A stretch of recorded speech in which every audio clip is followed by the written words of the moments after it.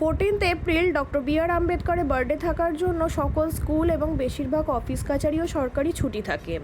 তো যার কারণে মেয়েকে নিয়ে বেরিয়ে পড়লাম আর বলরামে কদমতলা থেকে একটুখানি মিষ্টি দই নিয়ে নিলাম। বছরের শেষ দিন বাপের বাড়ি যাচ্ছি এবং নববর্ষ, তো কিছু তো বাপের বাড়িতে একটু নিয়ে যেতেই হয় শুভ হিসাবে, তো ওরা খুব মিষ্টি দইটাই পছন্দ করে।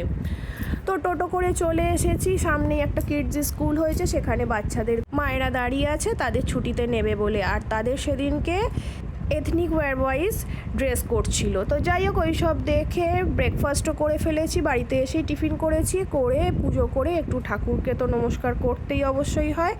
অনেকটা বেলাই হয়ে গিয়েছিল, বাপের বাড়ি গেলে যা হয় গল্প গুজব করতে করতে।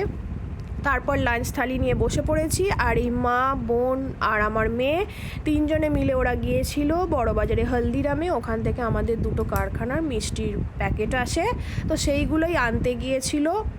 বৌদিও বাপের বাড়ি গিয়েছিল, আর আমি আর কাকিমা এই ছাদে, কাকিমা সন্ধে দিচ্ছে, গাছে জল দিচ্ছে, আর আমি এই ছাদ বাগানগুলোর টুকটাক পরিচর্যা, কেদ মেরে ছবি তোলা এইসবই করছি, যেগুলো তোমাদের সাথে শেয়ার করলাম। এভাবেই বছরের শেষ দিন শেষ হলো।